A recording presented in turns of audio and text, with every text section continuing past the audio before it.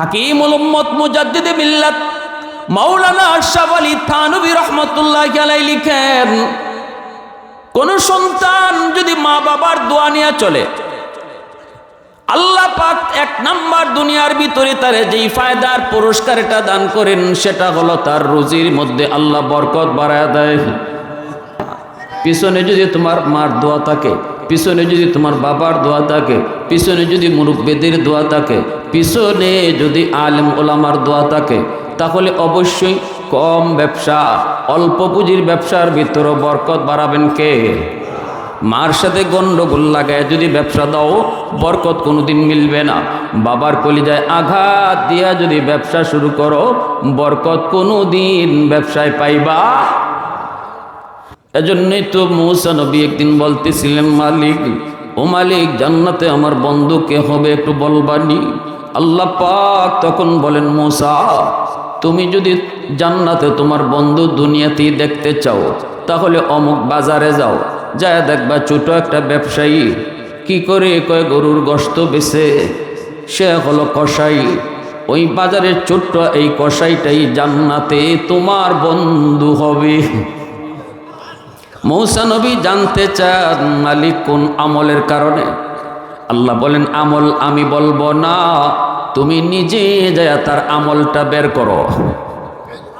মূসা নবী অনেক বড় পয়গম্বর, আল্লাহর সাথে জমিনে বৈশা তিনি কথা বলেছেন 4000 বার। কয় হাজার বার? মূসা নবী এত বড় পয়গম্বর, আল্লাহর সাথে কথা বলছেন 4000 বার। কিন্তু সেই মূসা নবী একদিন আল্লাহকে জিজ্ঞেস করেন, মালিক ও মালিক, আমি তো তোমার সাথে কথা বলি, তুকাল্লিমু মাই হাল তুকাল্লিমু আহাদান গায়রি, আমি সারা আর কেউ কি তোমার সাথে কথা বলবে? আল্লাহ পাক তখন বলেন, মূসা তুমি তো আমার সাথে কথা বলো, মাঝখানে কিন্তু পর্দা আছে রে। কিন্তু অদূর ভবিষ্যতে একদল উম্মত জমিনে আসবে, যেই উম্মত আমার সাথে কথা বলবে, মাঝখানে কোনো পর্দা থাকবে না। মূসা নবী জানতে চায়, মালিক জানতে বড় মন চায় এরা কোন উম্মত? আল্লাহ বলেন, উম্মতে মুহাম্মদ, আমার বন্ধু মুহাম্মদ রাসূলুল্লাহর উম্মত। মূসা নবী কয়, মালিক আমি তো তোমার সাথে কথা বলতে হলে তুর পাহাড়ে আসতে হয়, ওই উম্মত কোন পাহাড়ে যায়া তোমার সাথে কথা বলবে গো? আল্লাহ পাক তখন বলে, মূসা ওরা কোনো পাহাড় পর্বতে আসতে হবে না, যখনই নামাজে দাঁড়াবে তখনই আমার সাথে কথা শুরু হবে।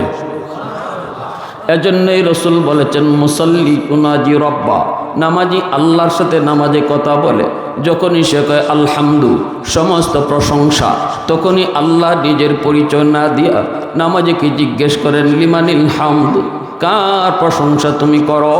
নামাজি তখন আল্লাহকে চিনে না, আল্লাহর পরিচয় সে জানে না, কথা কে বলতেছে এটাও সে জানে না, বলতেছে লিল্লাহ, আমি আমার আল্লাহর প্রশংসা করি। আল্লাহ পাক তখনও তার পরিচয় না দিয়া কয়, মানিল্লাহ, কে তোমার আল্লাহ? নামাজে কয় রব্বিল আলামিন, যিনি রব্বুল আলামিন। আল্লাহ তখনও আবার কয়, মানির রব, কে তোমার রব? নামাজে কয় আর রহমানির রহিম, যিনি রহমান যিনি রহিম। আল্লাহ আবারও কয়, মানির রহমান মানির রহিম, কে রহমান কে রহিম? তখন নামাজে কয়, মালিক ইয়াউমিদ্দিন, যিনি কিয়ামত দিবসের মালিক। তখনই আল্লাহ পাক নিজের পরিচয়টা দিয়ে দেয়। এতক্ষণ পর্যন্ত আল্লাহ নিজের পরিচয় নামাজিরে দেয় না। যখন কয় মালিক ইয়াউমিদ্দিন, তখন আল্লাহ নিজের পরিচয় দিয়া কয়, বান্দারে এতক্ষণ পর্যন্ত তুমি যার সাথে কথা বলতেছ, আমি তোমার আল্লাহ, আমি তোমার রব। প্রশংসা করব কার? একটু মালিকের নামটা জোরে কও না, কার? ওয়াহদাতি কি হিফাজত নেহি বেকুওতে বাজু, वहदत की हिफाजत नहीं बेकुवत बाजू आते नहीं कुछ कामी हक ले खुदा दाद आते नहीं कुछ कामी हक ले खुदा दाद ऐ मर्द खुदा तुझको क़ुव्वत नहीं हासिल जा बैठ किसी गार में अल्लाह को करिया ये सच है कि बातिल की तरफदार नहीं हम गद्दार न समझो गम गद्दार नहीं हम फूलों की तरह नरम मिजाज अपना है नाज़र हम तीरी नहीं नेज़ा व तलवार नहीं हम तीरी नहीं नेज़ा व तलवार नहीं हम मुसलमाনের আওয়াজে কও আল্লাহু আকবার। এইবার আল্লাহ পাক তখনই তার পরিচয় দেওয়া মাত্রই নামাজি বলতেছে মালিক তুমি আমার আল্লাহ। আল্লাহ কহ আমি তোমার আল্লাহ। আমি এতক্ষণ পর্যন্ত তোমাকে পরিচয় দেই নাই, শুধুমাত্র নিজের গোপন রেখে কথা বলেছি। তখনই নামাজি খুশি হয়ে কয় মালিক তাহলে শোনো কি কয় ইয়্যাকা না'বুদু ওয়া ইয়্যাকা নাস্তাঈন আমি একমাত্র তোমারই ইবাদত করি, তোমারই কাছে সাহায্য চাই। আল্লাহ পাক তখন খুশি হয়ে বলতেছে নামাজি বল কি চাও বলো, তুমি যা চাইবা আমি আল্লাহ তোমাকে তাই দিব। আল্লাহ কয় কি চাও তুমি কও। নামাজি নামাজের ভিতরে কয় ইহদিনাস সিরাতাল মুস্তাকিম আল্লাহ তুমি আমাকে জান্নাতে যাওয়ার রাস্তাটা দেখায় দাও। মালিকের কাছে সবচেয়ে বড় চাওয়া হলো জান্নাতের পথ চিনা। আমার আপনার নবী যেই পথ দিয়ে হাঁটছেন, নবীজি যেই পথ দিয়ে হাঁটছেন সেই পথটাই হলো জান্নাতের পথ, ঠিক কিনা জোরে কও। সেই পথটাই হলো জান্নাতের পথ, সেই পথটাই হলো জান্নাতের পথ। রসুলের পিছনে পিছনে হাঁটো, আমার নবীর পিছনে পিছনে তুমি হাঁটো। আল্লাহ পাক রব্বুল আলামিন কয় ও বান্দা জান্নাতের পথ কোনটা জানোনি, কোনটা জানোনি? তুমি তো চাইছো ইহদিনাস সিরাতাল মুস্তাকিম সিরাতাল্লাযীনা আনআমতা আলাইহিম, ওই কথার ভিতরে আমি আল্লাহ জানায় দিছি যারা জান্নাতের পথ ধরে হাঁটছে তুমি তাদের পিছনে পিছনে হাঁটো, জান্নাতের পথ তুমি পেয়ে যাবা। জান্নাতের পথ ধরে হাঁটছে আমার রসুল, জান্নাতের পথ ধরে হাঁটছে সাহাবায়ে কেরাম, জান্নাতের পথ ধরে হাঁটছে তাবিন, জান্নাতের পথ ধরে হাঁটছে তবে তাবিন, জান্নাতের পথ ধরে হাঁটছে ওলি আল্লাহগণ, জান্নাতের পথ ধরে হাঁটছে উলামায়ে কেরামগণ। ওদের পিছনে পিছনে তুমিও হাঁটো, জান্নাতের পথ তুমি পেয়ে যাবা। বেলাল হাবশী রসুলের পথ ধরে হাঁটছেন, দামি হয়ে গেছেন। আবু জাহেল রসুলের পিছনে হাঁটে নাই, ধ্বংস হয়ে গেছে, ঠিক কিনা জোরে কর। আবু লাহাব রসুলের পিছনে হাঁটে না, এজন্য এত দামি এত সম্মানী হওয়ার পরও আবু জাহেলের নামে কেউ বাড়ি বানায় না, আবু জাহেলের নামে সন্তানের নামও রাখে না, আবু লাহাবের নামে নিজের সন্তানের নামও রাখে না। আবু জাহেল এত বড় নেতা, এত বড় নেতা, অথচ কোনো দাম নাই। আবু লাহাব এত সুন্দর, চেহারাটা ছিল আগুনের চেয়েও বেশি সুন্দর, এজন্যই তার নাম হয়েছে আবু লাহাব। এত সুন্দর হওয়ার পরেও তার কোনো সুন্দরের দাম নাই। কিন্তু বেলালের চেহারা ছিল কালো, বেলালের চেহারা ছিল কালো, বংশ তার ভালো ছিল না, গোলাম বংশের সেই বেলাল হয়ে গেলেন অনেক দামি। রসুলের পিছনে পিছনে হাঁটার কারণে আজকে বেলালের নামে খানায় কাবা, হেরেম শরীফে দরজার নাম বাবে বেলাল, মক্কাতুল মুকাররমায় মসজিদের নাম মসজিদে বেলাল। আজকে বেলালের নামে রাস্তার নাম তরিকে বেলাল। মক্কা মদিনায় শুধু বেলাল আর বেলাল, বেলালের স্মৃতি নিয়া। কেন এত দাবি? কারণ বেলাল রসুলের পথ অনুসরণ করেছেন, আল্লাহ তারে দামি বানিয়ে দিছেন। কেমন দামি হয়েছেন? উমাইয়া যখন বেলালে হাবশীকে মারধর করে, মক্কার উশৃঙ্খল ছেলেরা যখন বেলালকে এমন মারা মারে রক্ত বের হয়ে পড়তেছে, চামড়াগুলি খসে খসে পড়ে গেল, গোশতগুলি যেন শরীর থেকে ঝরে পড়ে। উত্তপ্ত মরুভূমির বালুতে বেলালের মতো আল্লাহ প্রেমিক রসুল প্রেমিককে যখন শোয়া দেওয়া হয়, বুকের মধ্যে বিশাল বড় পাথর চাপা দিয়া রাখা হয়। আবু বকর সিদ্দিক পাশ দিয়া যায়, দেখে বেলাল জান বের হয়ে যায়, কথা মুখ দিয়ে বের হয় না, কিন্তু জিহ্বা দিয়া আহাদ আহাদ আহাদ আমার আল্লাহর নাম উচ্চারণ হয়। উমাইয়া পাশে গিয়া জিহ্বাটা বের কইরা জিহ্বার মধ্যে পেরেক মাইরা দেয়। উমাইয়া ডাক দিয়ে কই, বেলাল এত নির্যাতন করলাম, এরপর তোর মুখ দিয়ে বুঝি আল্লাহর নাম বের হয়, এই জিহ্বা আমি রাখবো না। জিহ্বার মধ্যে পেরেক মাইরা দিল।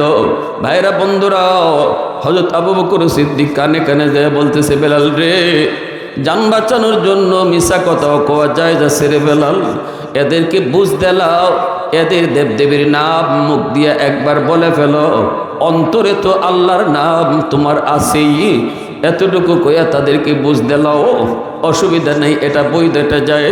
বেলাল চুকির পানি জোরে জোরে কান্দে আর বলতেছে, আবু বকর, আমি চাইলেও আমার আল্লাহর নাম ছাড়া অন্য কোনো নাম আমার জিহ্বা দিয়ে বের হয় না।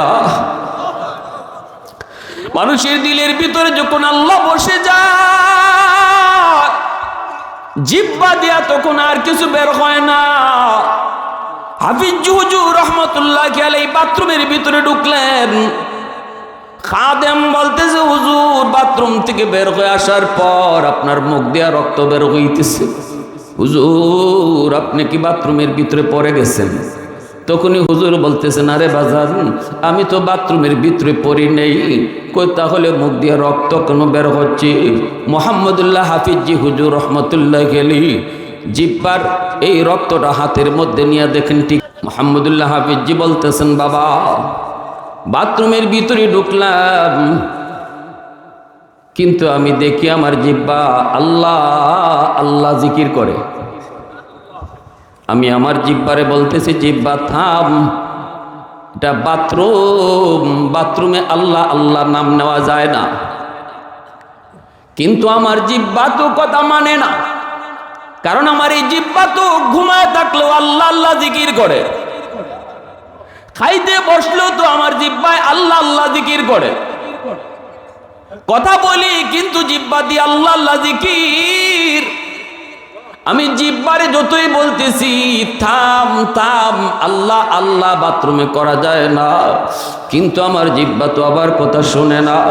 তখন আমি রাগ করে গুসা করে জিহ্বাকে দাঁত দিয়া কামড় দিছি, এমনভাবে কামড় দিছি দাঁত দিয়া জিহ্বা কেটে ফেলছি, ওই কাটা রক্তটা মুখ দিয়ে বের হইতেছি। হযরত বেলাল হাবশী রাদিয়াল্লাহু তাআলা আনহু আবু বকর সিদ্দিক যায় বলতেছেন, বেলাল এদেরকে মন খুশি করার জন্য একবার শুধু মুখ দিয়া লাত উজ্জা দেব দেবীর নাম বলে ফেলো। বেলাল বলতেছে, ভাই আবু বকর এটা অসম্ভব, তোমার কথা আমি শুনছি, তোমার কথা বুঝছি, কিন্তু আমি যদি চাইও দেব দেবীর নাম আমি বলবো, কিন্তু আমার জিহ্বা রাজি হয় না। আওয়াজ দেও না, সুবহানাল্লাহ। বেলাল হাবশীর এই কথা শোনার পর আবু বকর সিদ্দিক চোখের পানি জরে জরে নবীজির দরবারে হাজির হইয়া কান্দার কয়, নবী গো, আপনার বেলালকে মক্কার কাফিররা মেরে ফেলবে, উমাইয়া আর উশৃঙ্খল যুবকগুলি মেরে ফেলবে।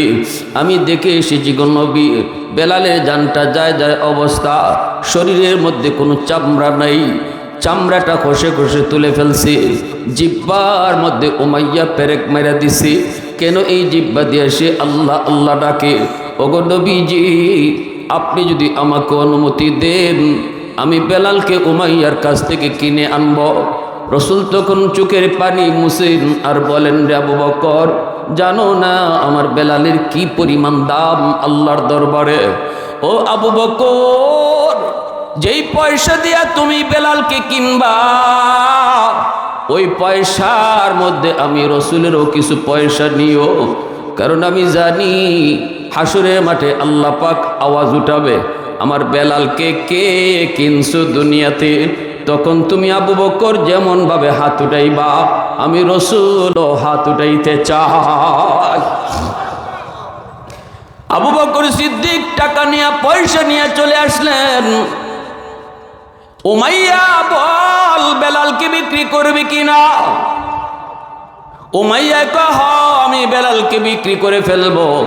এই বেলালকে দিয়ে আমার কোনো কাম হয় না, এই বেলালকে দিয়ে আমার কোনো কাম হয় না, কোনো কথাই শোনে না, জান যাবে তবু আল্লাহ নাম ছাড়বে না।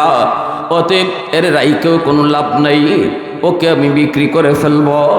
আবু বকর সিদ্দিক বলতেছেন দাম কত বলো? উমাইয়া কয় দেয়া দেও 10 দিনার। উমাইয়া কয় 10 দিনার দিয়ে দাও। আবু বকর সিদ্দিক বলেন নেও 10 দিনার। সাথে সাথে বের করে 10 দিনার দিয়ে দিলেন।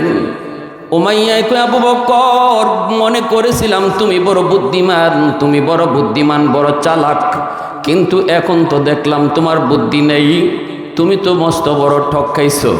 আমি তো চাইছি মাত্র 10 দিনার, তুমি যদি আমাকে 1 দিনারও কইতা তবু আমি বেলালকে বিক্রি করে দিতাম, কারণ একে দিয়ে আমার কোনো কাম হচ্ছে না। আবু বকর সিদ্দিক বলেন উমাইয়া আমি ঠকি নাই, তুই ঠকছো। সুবহানাল্লাহ, জোরে কও। এ উমাইয়া রতনে রতন চিনে, মানিকে মানিক চিনে, বেলালকে চিনছেন আমার রসূল, এজন্যই তো আমার সাথে রসূলের পয়সা এসেছে। আজ যদি তুমি বেলালের দাম 100 দিনারও চাইতা, যত চাইতা আমি তত দিয়ে কিনে নিতাম। তুমি বেলালের দাম জানো না, চিনো না, এজন্য 10 দিনার চাইছো। আমি বেলালের দাম চিনি, আমার রসূলও জানেন। যদি তুমি আজকে যা চাইতা তা দিয়ে কিন্তু বেলালকে কিনে নিতাম। অতএব আমি ঠকি নাই রে উমাইয়া, ঠকছো তো তুমি, ঠকছো তুমি। এই বইলা বেলালে হাফসিকে কিনে আনলেন। এইবার আল্লাহ পাক রব্বুল আলামিন তখন কয় বন্ধু বেলাল তো এখন তোমার কাছে, কি করবা? আল্লাহর রসূল কয় মালিক তুমি কও। আল্লাহ পাক রব্বুল আলামিন কয় বেলালকে একটা চাকরি দেই। কি চাকরি? আল্লাহ কয় বেলাল হলো আজকে থেকে তোমার পার্সোনাল সেক্রেটারি। তোমার দরজার সামনে বেলাল লাঠি নিয়ে দাঁড়ানো থাকবে, যেখানে তুমি সেখানে বেলাল। আল্লাহু আকবার। আল্লাহ বলতেছে বন্ধু যেখানে তুমি সেখানে বেলাল। তোমার সাথে কেউ যদি দেখা করতে চায় বেলালের পারমিশন আগে নিতে হবে। এমনকি আবু বকর সিদ্দিক, হযরত ওমর ফারুক রাদিয়াল্লাহু তাআলা আনহুমার মতো সাহাবীরাও রসূলের সাথে যখনই সাক্ষাৎ করতে চাইতেন আগে বেলালের পারমিশন নেওয়া লাগতো। চেহারার সুরত ভালো না রে যুবক, বংশ তার ভালো ছিল না, কিন্তু আল্লাহর কাছে এত দামি, নবীজির পিছনে পিছনে হাঁটার কারণে। ঠিক কিনা জোরে কও? পিছনে পিছনে হাঁটার কারণে মদিনায় গেলেন। আল্লাহ বলতেছে বন্ধু যেই মসজিদের ইমাম তুমি, সেই মসজিদের মুয়াজ্জিন হলো বেলাল। যেখানে তুমি করবে ইমামতি সেখানে আজান দিবে বেলাল। মদিনার মসজিদের মুয়াজ্জিন হযরত বেলাল হাফসি রাদিয়াল্লাহু তাআলা আনহু। ভাইরা বন্ধুরা বলতেছিলাম ইবাদত কারে কয়, বন্দেগী কারে কয়? নিজের খুশি মতো চলার নাম বন্দেগী নয়। রসুলের পিছনে পিছনে হাঁটলে পরে সব কাজ ইবাদত হয়ে যায়। আমার রসুল তিনিও ব্যবসা করেছেন, রসুলের পিছনে পিছনে হাইটা আমিও যদি ব্যবসা করি ব্যবসা আমার ইবাদত হবে। রসুল দুনিয়াদারি করছেন, বিয়া শাদী করছেন, নবীর নমুনায় যদি বিয়া শাদী করি হয়ে যাবে ইবাদত। রসুল সমাজ চালাইছেন, আমিও যদি সমাজের দায়িত্ব পাই চেয়ারম্যান হই, মেম্বার হই, নবীর নমুনায় যদি আমি চেয়ারম্যানই করি চেয়ারম্যানিটাও ইবাদত হয়ে যাবে। ঠিক না? ঠিক না? খাওয়ার তরিকাটা যদি নবীর নমুনা হয়, ঘুমের তরিকা যদি রসুলের নমুনা হয়, খাওয়াটাও আমার ঘুমের ভিতরে ইবাদতের ভিতরে শামিল হবে, ঘুমটাও আমার ইবাদতের ভিতরে শামিল হয়ে যাবে। ভাইরা বন্ধুরা জন্য বলতেছিলাম বেলাল রসুলের পিছনে পিছনে হাইটা দামি হয়েছেন। মদিনার মসজিদের মুয়াজ্জিন, মদিনার মসজিদের ইমাম রসুল, মুয়াজ্জিন হলেন বেলাল হাফসি। আল্লাহ নবী রহমতের নবী, তিনি ইমামতি করেন। সাহাবায়ে কেরাম বলতেছে নবী গো, ওগো নবীজি বেলালের আযানটা বেশি শুদ্ধ হয় না, বেলাল আশহাদু আন্না কইতে পারে না, সিন উচ্চারণ করে। আশহাদু কইতে না পাইরা কয় আসহাদু। ওগো নবীজি, বেলাল তো শুদ্ধ করে আজান দিতে পারে না। কেন বেলাল সিন উচ্চারণ করতে পারতেন না? কারণ বেলালের জিহ্বার মধ্যে যে উমাইয়া পেরাক মারছিল, এর কারণে বেলালের জিহ্বা দিয়ে সিন উচ্চারণ আইতো না।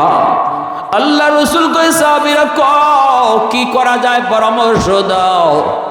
সাহাবায়ে কেরাম বলতেছে নবী গো, মুয়াজ্জিন পাল্টাইলেন, ভালো একজন মুয়াজ্জিন রাখেন যার আজান শুদ্ধ হবে, আশহাদু বলতে পারবে। আল্লাহ রসুল বলেন ঠিক আছে, তোমরা যখন পরামর্শ দিয়েছ তাই হবে।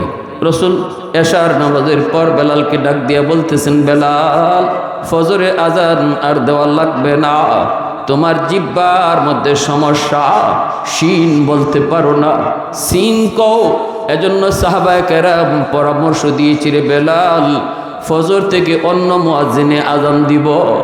এই কথাটা বেলাল যেই মাত্র শুনছেন, যেন আসমানটা ভেঙ্গে বেলালের মাথায় পড়ল। এশার নামাজ পড়ার পর সবাই যার যার মতো করে বাড়ি চলে যায়, কিন্তু যান না একজন, তিনি হলেন বেলাল। মসজিদে নববীর কোনায় বসে বসে আল্লাহর কাছে কান্দে, আল্লাহর কাছে কান্দে আর কই, মালিক তোমার হাবিব আমার চাকরি নট করে দিছে, আমি তোমার আদালতে আপিল করছি, আল্লাহ নিম্ন আদালতে আমার বিরুদ্ধে রায়, আমি হাইকোর্টে আপিল করেছি। আল্লাহু আকবার, জোরে কও, আর একটু জোরে কও না, আল্লাহু আকবার। ও মালিক, আমি তো আজান শুদ্ধভাবে দিতে পারি না, আমার জিহ্বার সমস্যা, এটা আমার কারণে নয়, এই জিহ্বা দিয়ে আল্লাহ আল্লাহ নাম কওয়ার কারণে আমার জিহ্বায় আঘাত পাইছে, আমার জিহ্বা আক্রান্ত হয়েছে তুমি মাওলার নাম নেওয়ার কারণে। আল্লাহ তোমার আদালতে আপিল করেছি, আল্লাহ আমি সিন বলতে পারি না, সিন কই।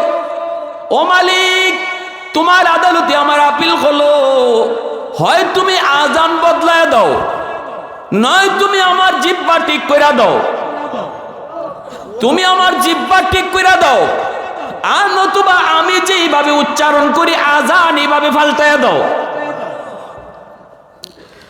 কত বড় দাবি আল্লাহর আদালতে বেলালের। আল্লাহ পাক রব্বুল আলামিন যেন এই কথাই বেলালকে জানায় দিলেন, বেলাল তোমার জিহ্বাও ঠিক হবে না, আজানও বদলিবে না। কিয়ামতের ময়দানে আমি আল্লাহ যখন মানুষের কাছ থেকে জানতে চাইব আমার জন্য কি আনছ, শুহাদায়ে কেরামের কাছ থেকে জানব। অনেক শহীদরা কইব আল্লাহ তোমার রাস্তায় জান দিয়েছি। আল্লাহ বলবেন প্রমাণ কি? তখন শহীদরা তাদের রক্তের জামা, রক্ত মাখা জামা আমি আল্লাহর কাছে হাজিরা দিব, পেশ করব। ও বেলাল, সেদিন তুমি আমার কাছে কি পেশ করবা? আমি আল্লাহ তোমার ওই কাটা জিহ্বাটা দেখতে চাই। আওয়াজ দিয়া কও না রে ভাই সুবহানাল্লাহ, মুসলমানের আওয়াজে কও না সুবহানাল্লাহ। আজানও বদলিবে না, জিহ্বাও ঠিক হবে না। ফজরে আজান দিল অন্য মুয়াজ্জিন, মায়ার নবী দয়ার নবী সাহাবায়ে কেরাম ফজরের নামাজ পড়ার জন্য হাজির, কিন্তু সকাল তো হয় না, রাত পোহায় না। সুবহানাল্লাহ, রাত তো পোহায় না, অন্ধকার রয়ে গেল।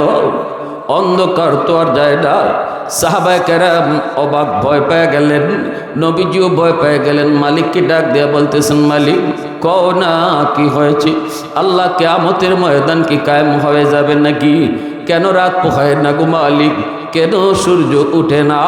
আল্লাহ পাক জিব্রাইলকে পাঠাইলেন, জিব্রাইল তাড়াতাড়ি আমার বন্ধুরে যা কও, বন্ধু ভয় পেয়ে গেছি।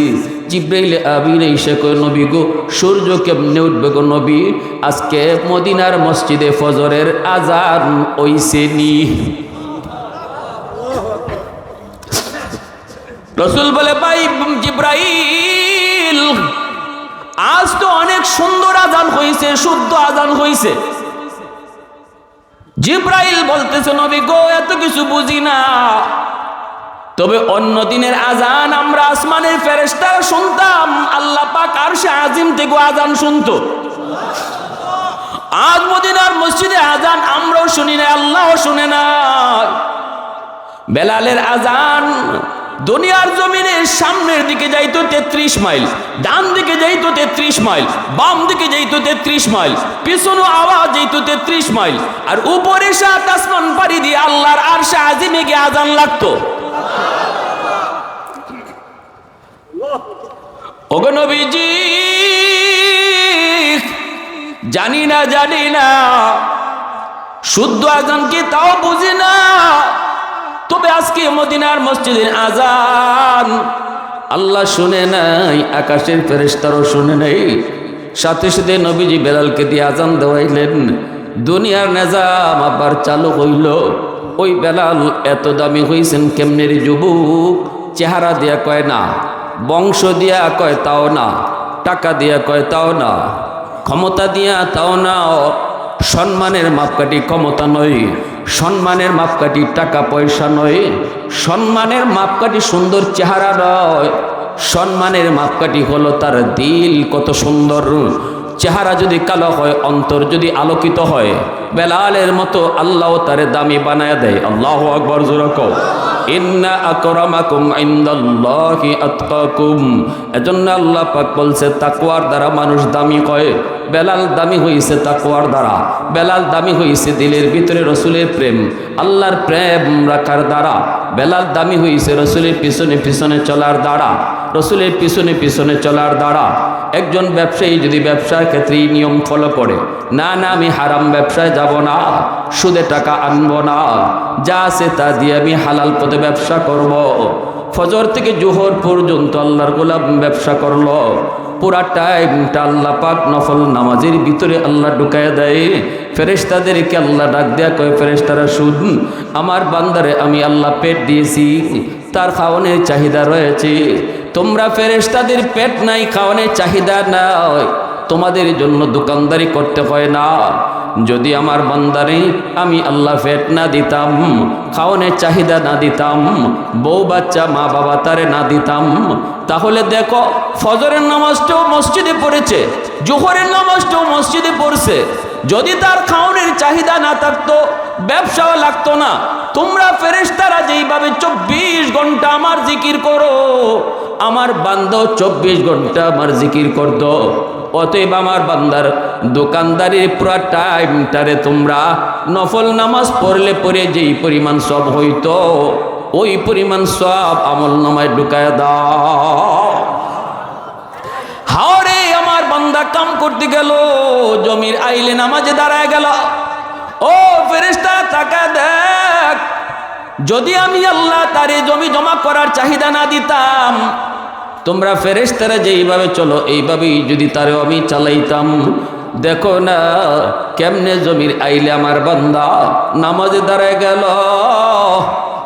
আমার বান্দারে যদি জমির কাম না থাকতো, তাহলে মনে হয় তোমরা ফেরেশতারা যেইভাবে 24 ঘন্টা আমার ইবাদত করো, আমার বান্দাও 24 ঘন্টা ইবাদত করত। এত দামি হয়ে গেলেন বেলাল। রমজান মাস, সেহরির টাইম, বেলাল ফজরে আজান দিয়া দিবেন, সেহরির টাইম শেষ, আজান দিয়া দিবেন। ওই অবস্থায় বেলাল মনে মনে ভাবতেছে, আমি যাই দেখি আমার রসুল সেহরি খায় শেষ করলেননি। বেলাল আসলেন, আইসা দেখেন নবী এখনো সেহরি খাইতেছেন, নবীজি এখনো সেহরি খাইতেছেন। বেলালে হাবশী রাদিয়াল্লাহু তাআলা আনহু তিনি দরজার সামন থেকে ডাক দেয়া বলতেছেন, নবী গো, সেহরির টাইম শেষ, আর খানা খাইয়েন না। নবীজি তখন মুস্কি হেসে দিয়া বলতেছেন, ঠিক আছে বেলাল যাও, দেখতেছি। বেলাল চলে গেলেন। একটু পরে তিনি আবার ফজরে আজান দিয়ে দিবেন। মনে মনে ভাবতেছেন আজানটা একটু পরে দেই, যে দেখি আমার রসুল খানা খায়া শেষ করছেন নি। দ্বিতীয়বার বেলাল আইসা দেখেন নবীজি এখনো সেহরি খাইতেছেন। বেলাল চিন্তায় পড়ে গেলেন, ঘটনা কি? আমি প্রথমে রসুলকে বলে গেলাম, ইয়া রাসূলুল্লাহ সেহরির টাইম শেষ। নবীজি কইলেন ঠিক আছে যাও। দ্বিতীয়বার গেলাম, তখনও যায় দেখি নবীজি এখনো খানা খান, আর রসুলের পাশে একজন অপরিচিত মানুষ বসা। বেলাল বলতেছি ইয়া রাসূলুল্লাহ, ওগো নবীজি দয়া করে আর খাইয়েন না, সেহরির টাইম শেষ। আল্লাহ নবী তখনও মুস্কি হেসে দিয়া বলেন, বেলাল ঠিক আছে যাও। বেলাল আবারও চলে আসলেন। আইসে তিনি দেখতেছেন এখন একবারে ফিট দেয়ালো লাগিয়ে গেছে, আর মনে হয় সেহরির টাইম ওভার চলছে, আজান দিয়া লাইবেন। মনে মনে ভাবতেছেন না, আচ্ছা শেষ মেজে দেখি রসুল কি করেন। আইসা দেখেন এখনো আমার আপনার নবী খানা খাইতেছেন। দরজার সামন থেকে বলতেছেন, ইয়া রাসূলুল্লাহ, খোদার কসম, ওগো নবীজি খোদার কসম, সেহরির টাইম শেষ, আর খানা খাইয়েন না। তিনবারের সময় কসম খাইছেন। আল্লাহ রসুল বলেন, হায় হায়, আমার বেলাল কসম খেয়ে ফেলছে, তাড়াতাড়ি খানা বন্ধ করো, তাড়াতাড়ি খানা বন্ধ। রসুল মুখে যা ছিল ফালাই দিছেন, পানিটা পর্যন্ত রসুল আর খান নাই। সাথে সাথে খানাটা গুছায় নবীজি মদিনার মসজিদে চলে আসলেন। ফজরের নামাজ পড়ানোর পর আল্লাহর নবী মিম্বরে বসছেন। ভাইরি একটু মন দিয়ে কথাগুলো শোনো, মানুষ কেমনে দামি হয় রে যুবক। চিনলা না রসুল, চিনলা না, কোন নবীর রং ধরলে পরে আল্লাহ তোমারে দামি বানায়, কোন নবীর নমুনায় হাঁটলে পরে আল্লাহর কাছে দামি হওয়া যায়, কিছুই তুমি জানলা না। অথচ তোমার মতো যুবক নবীর রঙে রঙিন হয়ে চললে পরে তুমি যুবকের সেজদার উসিলায় আল্লাহ জমিন টিকায় রাখে। আলহামদুলিমান কদ্দারা খাইরান ওয়া খাবালা, আলহামদুলিমান কদ্দারা খাইরান ওয়া খাবালা, ওয়া শুকরু লিমান সাওয়ারা হুসনান ওয়া জামালা, ফরদুন সামাদুন আন সিফাতিন খালকে বারিউন, রব্বুন আযালিয়ুন খালাকাল খালকা কামালা, লা জিদ্দা ওয়ালা নিদ্দা ওয়ালা হাদ্দা লিমাওলা, লা জিদ্দা ওয়ালা নিদ্দা ওয়ালা হাদ্দা লিমাওলা, আল আনা কামা কানা ওয়ালাম ইয়ালকা যাওয়ালা, আল আনা কামা কানা ওয়ালাম ইয়ালকা যাওয়ালা। মুসলমানের আওয়াজে কও আল্লাহু আকবার। এজন্যই আল্লাহ পাক হাদিসে কুদসিতে বলতেছে, ওগুলো তো মালিক, সব কিছু তোমার ইশারা। প্রশংসা করব কার? একটু জোরে কও না কার? কক্সবাজার সমুদ্র সৈকতের পারে গিয়া যত গুনার আয়োজন হয়, সাগরের পানিটাও আওয়াজ দেয়া কয় মালিক অনুমতি দিবানি, সবগুলি নাফরমানকে আমি গেলে ফেলবো। আল্লাহ পাক তখন কয়, আরে জমিন, এ জমিন আমি আল্লাহ দেখতেছি, এই জমিনের ভিতরে কত গুনাহ হয়, কত অত্যাচার হয়, কত জুলুম হয়, কত নাফরমানি হয়, আমি আল্লাহ দেখতেছি। এই জমিনের ভিতরে আমার নবীর নায়েবে রাসূল উলামায়ে কেরামের সাথে কি আচরণ হয়, সবই আমি আল্লাহ দেখতেছি। এরপরও আমি কেন নগদ ধরি না জানুনি? কারণ এই মানুষকে আমি আল্লাহ বড় আদর করে বানাইছি। আসমান আল্লাহ বানাইছেন কুন ফায়াকুন বইলা, জমিন আল্লাহ বানাইছেন কুন ফায়াকুন বইলা, ফেরেশতা আল্লাহ বানাইছেন কুন ফায়াকুন বইলা। কিন্তু আমারে আপনারে আল্লাহ পাক কুন ফায়াকুন বলে বানায় না। আমারে আপনারে যখন আল্লাহ বানাইছে, আল্লাহ পাক বলে খালাকতু বিয়াদাইয়া, আমি আমার নিজের হাত দিয়া বান্দা বান্দিরে বানাইছি। কারণ এই চেহারার মধ্যে এত দামি কপাল, ওই কপাল আমি আল্লাহ বানাইছি শুধু আমার সেজদার জন্য। এই কপালটা কুন ফায়াকুন বললে হয় না, এই কপাল ফেরেশতাদের হাতে বানাইলেও হয় না, আমি নিজের হাতে এই কপালটা বানাইছি। আল্লাহ পাক রব্বুল আলামিন কইরে জমিন শুন, এই জমিনের ভিতরে যতদিন পর্যন্ত যুবক যৌবনে আমি আল্লাহর গোলামি করব, যৌবনে আমার কদমে সেজদা দিব, যৌবনে যখন সে মসজিদে সময় কাটাইব, যৌবনে যখন সে গান বাজনার আয়োজন করবে না, যৌবনে যখন বাপ মার সাথে বিয়াদবি করবে না, যৌবনকালটা যখন সে আমার গোলামির ভিতরে আমারে ডরায় ডরায় চলব, ওই যুবকের সেজদার দিকে যখন আমি আল্লাহ তাকাই, তখন এই জমিনের প্রতি আমার মায়া লেগে যায়। এত নাফরমান, এত নাফরমান, এত বেনামাজি, এত সুদকুর, এত ঘুষখোর, এত জিনা করে, এত মদখোর, টাকার পরও আমি জমিন ধ্বংস করি না। কারণ হলো এই জমিনের ভিতরে এখনো কিছু যুবক যৌবনের পাগলামি করে না। না না, যৌবনের পাগলামি করে না। বন্ধুরা তারে জিনায় নিতে চায়, না না, জিনায় যায় না। বন্ধুরা তারে গান বাজনায় নিতে চায়, গান বাজনায় যুবক যায় না। বন্ধুরা তারে চুরি ডাকাতিতে নিতে চায়, চুরি ডাকাতিতে যায় না। দিলের ভিতরে দুনিয়ার নাপাক প্রেম নেয় না, দিলের ভিতরে আমি আল্লাহর প্রেম জমায় নেয়। যৌবনে তারে মুরব্বীদের সম্মান করতে পাওয়া যায়, উলামায়ে কেরামের সাথে সম্পর্ক দেখা যায়। ওই যুবকের দিকে যখন আমি আল্লাহ তাকাই, তখন এই জমিনের প্রতি আমার মায়া লেগে যায়। এজন্য হাজার বৃদ্ধ মানুষের সেজদা যদি এক পাল্লায় রেখে দেওয়া হয়, আর একজন যুবকের সেজদা যদি এক পাল্লায় রাখা হয়, ওই যুবকের সেজদার পাল্লা ভারী হয়ে যায়। যত আল্লাহর ওলি হয়েছেন জমিনে, প্রত্যেকে অলির দফতরের নাম লেখাইছেন যৌবনকালে। সুবহানাল্লাহ। যৌবন কালটা হলো আল্লাহর ওলি হওয়ার বয়স। এ যুবক, তোমার নামাজের কত দাম তুমি নিজে জানো না, কিন্তু আমার আল্লাহ বলেন তোর নামাজের বহু দাম। তোর নামাজের উসিলায় আমি জমিন টিকায় রাখি। জোরে কও না সুবহানাল্লাহ, আর একটু জোরে কও না সুবহানাল্লাহ। ভাইরা বন্ধুরা, জন্য বলতেছিলাম, ওই যে বেলাল হাবশী রাদিয়াল্লাহু তাআলা আনহু মদিনার মসজিদে ইমাম, নবীজি ফজরের নামাজ পড়ায়া মিম্বরে বৈশা রসুল বলতেছেন, সাহাবীরা তোমরা একটু সামনে আগাও।